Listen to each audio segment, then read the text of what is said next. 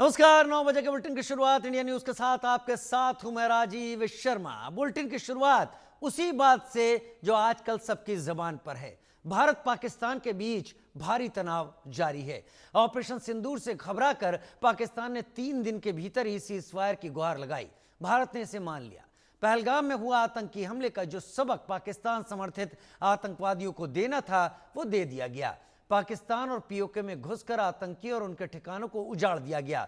भारत का मकसद पाकिस्तान के खिलाफ युद्ध करना नहीं बल्कि पहलगाम आतंकी हमले का बदला लेना था। सीज फायर के 3 घंटे बाद ही पाकिस्तान ने फिर से अपनी फितरत दिखाई और सीज फायर तोड़ दिया।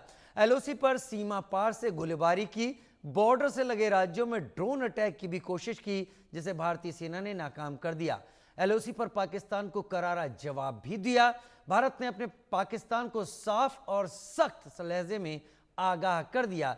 अब आगे से भारत में आतंकी हमला सीज फायर उल्लंघन माना जाएगा और इसे एक्ट ऑफ वॉर की तरह लिया जाएगा।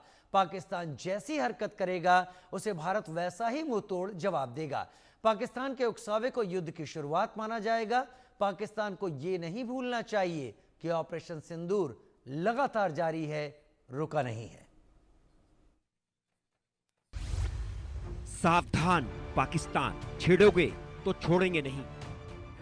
A decision was taken to strike where it would hurt, and towards that, in a swift, coordinated, calibrated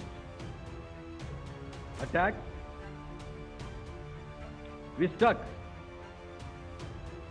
his air bases, command centers, military infrastructure, air defense systems across the entire Western Front. The bases we struck include Chaklala, Rafiki, and mind you, Chaklala is Islamabad. Rahim Yar Khan, Sakar, sending a clear message that aggression will not be tolerated. This was followed by strikes at Sargoda, Bholari, Jacobabad.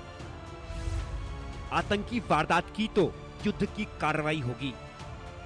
इस समय जो int agencies ने हमें बताया कि फलाने camp में presence है, हमने उनको एंगेज किया। कुछ नाम मैंने लिए, कुछ नाम अभी पुख्ता किए जा रहे हैं। मैंने आपको बताया कि जो इंट एजेंसीज ने अभी तक असेसमेंट किया है उसमें उन्होंने कहा है कि तकरीबन 100 से ज़्यादा मारे गए हैं। और एक आज आपने तस्वीर भी देखी कि काफ़ी प्रोमिनेंट जो फ्यूनरल था, काफ़ी प्रोमिनेंट एक जो हस्ती हैं वो ऑर्गेनाइज कर रहे थे और उस फ्यूनरल में और कौन कौन लोग अटेंड कर रहे थे वो तो आपने देखा ही। तो आप लोग सब समझदार हैं और मुझे ये कहने की ज़रूरत नहीं है कि इन लोगों को कहाँ से सपोर्ट मिल रहा है।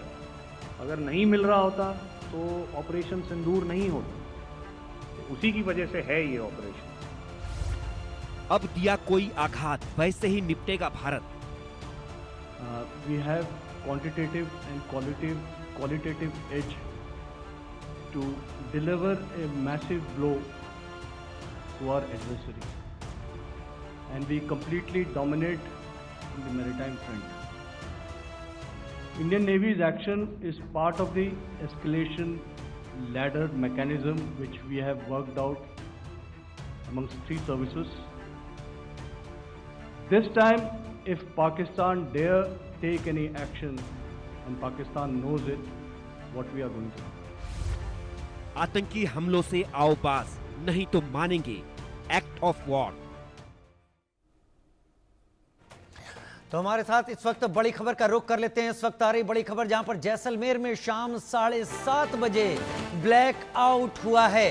कल सुबह 6 बजे तक राजस्थान सीमा पर बने जैसलमेर में ब्लैकआउट रहेगा। ब्लैकआउट के दौरान गाइडलाइन भी जारी रहेंगी। जैसलमेर में ब्लैकआउट एहतियातन कर दिया गया है।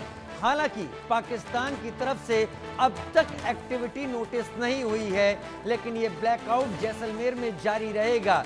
पिछले 3 दिनों से पाकिस्तान लगातार ड्रोन्स के जरिए, मिसाइल के जरिए अटैक करने की कोशिश कर रहा था।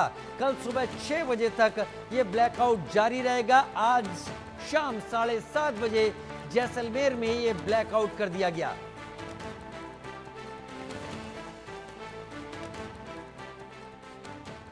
उधर बारामूला के बॉर्डर के इलाके उरी से इस वक्त की बड़ी खबर सामने आ रही है। रामपुर इलाके में फायरिंग की आवाज सुनी गई है। पाकिस्तान की ओर से फायरिंग की आवाज सामने आई है।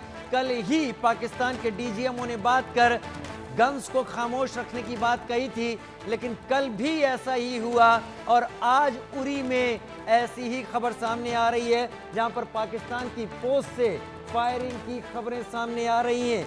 और ज्यादा इसमें क्या कुछ चीजें सामने आती हैं आपको अपडेट करेंगे, लेकिन उरी से यह खबर इस वक्त सामने आ रही है, जहां पर पाकिस्तान की तरफ से रामपुर इलाके में फायरिंग की आवाजें सुनी जा रही हैं।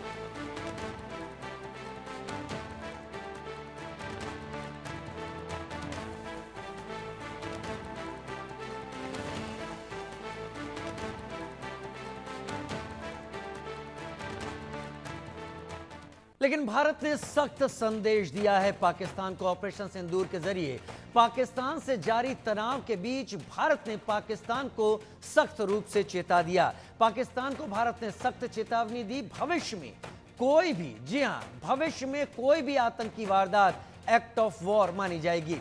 आतंकी हमलों को युद्ध छेड़ने की कोशिश माना जाएगा। पाकिस्तान नहीं माना तो उसे वैसा ही जवाब दिया जाएगा। किसी भी तरीके की कोशिश मानी जाएगी। उधर बड़ी खबर इस वक्त ये, DGMO lieutenant general Rajiv Ghai ने बड़ा बयान दिया है। पाकिस्तान की एक्टिविटी वॉर से कम नहीं है। एलओसी पर फायरिंग कर घुसपैठ की कोशिश की गई। पाकिस्तान की एक्टिविटी वॉर से कम नहीं, एलओसी पर फायरिंग कर घुसपैठ की कोशिश की गई। पाक सेना के घुसपैठ की कोशिश के इनपुट सेना के पास हैं। तो आपने देखा कि ये जो एक्टिविटीज चल रही हैं 3-4 दिन से, ये कोई वॉर से कम नहीं है। नॉर्मल सर्कमस्टांसेस में एक दूसरे देश की एयरफोर्सेस हवा में नहीं उड़ती हैं और एक दूसरे के ऊपर स्ट्राइक्स नहीं करती हैं। हर रात इंट्रूजन्स नहीं होते हैं। लाइन ऑफ कंट्रोल पर सीज फायर वायोलेशंस, आपके एक साथी ने सवाल पूछा था शुरू में, एक सीज फायर अंडरस्टैंडिंग था, वो भी जा चुका है। उस सीज फायर अंडरस्टैंडिंग के जाते जो फायरिंग हो रही है लाइन ऑफ कंट्रोल में, उसमें घुसपैठ की कोशिश हो रही है। आमतौर